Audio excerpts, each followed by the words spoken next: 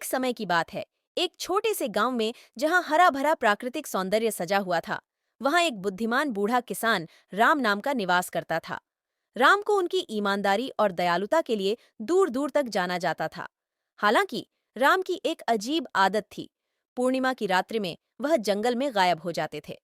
गांव वालों को अक्सर यह सोच में पड़ने लगा कि राम उन रहस्यमय रातों में कहाँ चले जाते हैं, लेकिन कोई भी उनके पीछे जंगल में नहीं जाने के लिए हिम्मत नहीं करता था।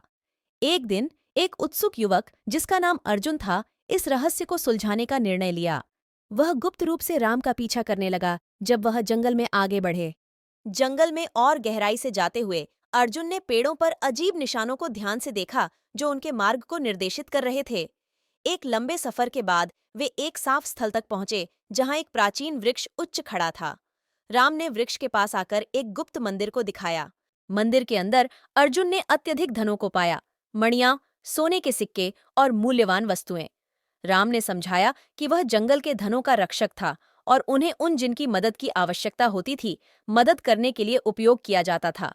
उन्होंने अर्जुन को रहस्य रखने का संकल्प करने को कहा और उसे दयालुता और उदारता के मार्ग का शिक्षा देने का वायदा किया।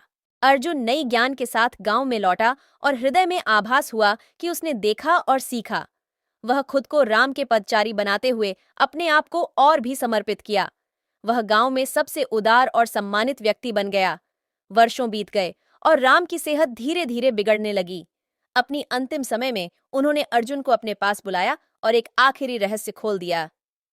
प- जंगल का पुराना पेड़ केवल उस व्यक्ति द्वारा खोला जा सकता था जो हृदय में निर्मल था और कर्मों में धार्मिक था। राम ने अर्जुन को अपने उत्तराधिकारी के रूप में चुना